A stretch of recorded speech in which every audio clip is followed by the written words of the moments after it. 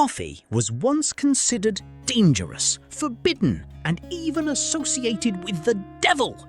So how did this mysterious drink become something millions of people can't imagine starting their morning without? The answer begins hundreds of years ago, long before coffee shops, espresso machines, or instant coffee existed. Coffee's earliest story is closely connected to the highlands of Ethiopia, where coffee plants naturally grew. According to a famous legend, a goat herder named Kaldi noticed something unusual about his goats. After eating the bright red coffee cherries, the goats seemed unusually energetic. But there is an important catch. Historians have never proven that this story actually happened. It is probably a legend created to explain coffee's mysterious beginnings. But whether Kaldi was real or not, coffee's journey from Ethiopia was very real. And eventually, those little beans would travel across the Red Sea and change the world. By the 15th century, coffee was being cultivated and traded in Yemen. Yemen became one of the most important centers of early coffee culture. Coffee was not simply something people drank for pleasure. It became connected to conversation, study, religion, and social life. Then, something revolutionary happened. Coffee houses began appearing. These places became meeting points where people could talk, listen, debate, and exchange ideas. In some cities, coffee houses became so popular that authorities started paying attention. Because whenever people gather to drink coffee, they also start talking. And sometimes governments don't like what people say when they gather together. Coffee was about to become more than a drink. It was becoming a social force. As coffee spread beyond Arabia, it eventually reached the Ottoman Empire and then Europe. And Europeans were not immediately sure what to think about it. The dark colour, bitter taste, and unfamiliar origin made coffee seem strange. In some European communities, people even questioned whether Christians should drink it. One famous story claims that coffee was brought to Pope Clement VIII to be judged. The legend says the Pope enjoyed the drink so much that he supposedly blessed it. But again, this story is probably more legend than documented history. What we do know is that coffee gradually became accepted across Europe. And then the coffee house became one of Europe's most important social spaces. Coffee had survived its reputation as a suspicious foreign drink. In cities like London, coffee houses became centres of information. People could hear the latest political news, business information, shipping reports, and rumours. For merchants, this information could be extremely valuable. For writers and thinkers, coffee houses offered something just as powerful: other people. Coffee created a place where ideas could collide. And those conversations helped coffee become associated with intelligence, business, and productivity. But coffee's rise came with a darker side. As demand increased, European empires wanted coffee grown far beyond its original homeland. And that meant plantations. And plantations meant a complicated history of colonialism, exploitation, and forced labour. Coffee cultivation spread to places with climates perfect for the plant. Brazil eventually became the world's dominant coffee producer. And Brazil remains central to the global coffee industry today. Soon, coffee wasn't just something wealthy merchants and intellectuals enjoyed, it became an everyday product.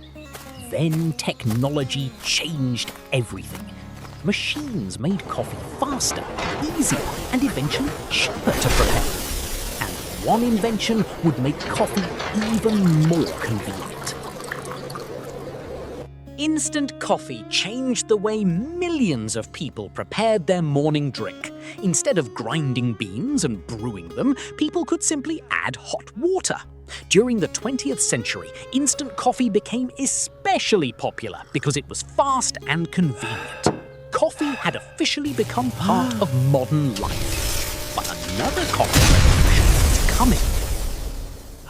In Italy, espresso culture transformed coffee into something faster, stronger, and more social. Instead of sitting for a long time, customers could drink a small, concentrated coffee quickly. Espresso became the foundation for drinks that would later spread around the world. And then, coffee culture began changing again. Coffee was no longer just about caffeine. It became about taste, identity, atmosphere, and experience. And that brings us to the coffee shop culture we recognize today.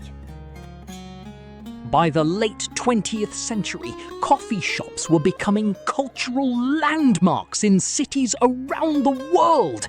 People went there to work, study, meet friends, have meetings, or simply sit alone. The coffee shop had become something completely different from the ancient coffee house. But the basic idea was surprisingly similar. People still gathered around coffee to talk. People still gathered around coffee to work. And people still gathered around coffee to feel connected.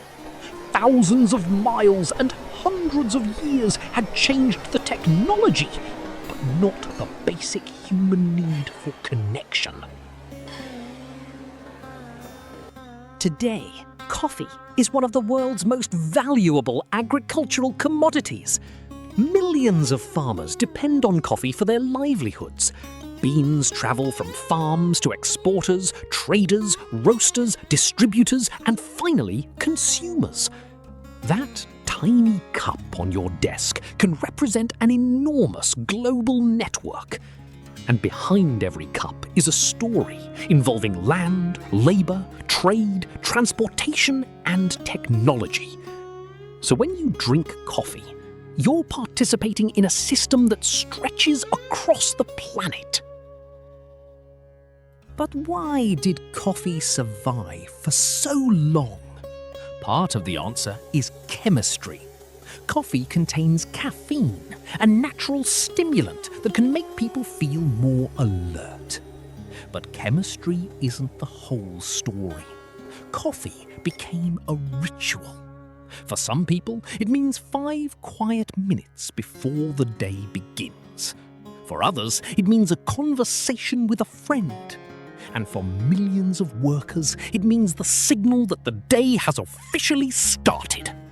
Think about how strange that transformation really is. A drink once viewed with suspicion became a symbol of productivity. A drink once associated with controversy became a daily ritual. And a simple plant from the forests of Ethiopia became part of everyday life across the planet. So the next time you take your first sip of coffee, remember what you're actually holding. It's not just coffee. It's centuries of farming, trade, technology, culture, controversy, and human connection. And somehow, after traveling across continents and surviving centuries of controversy, it ended up right here, on your desk. If you enjoyed this journey through the history of coffee, subscribe for more stories about the everyday things that change the world. Because sometimes the most ordinary things have the most extraordinary histories. And the next time you pick up your coffee, remember that you're holding a little piece of history.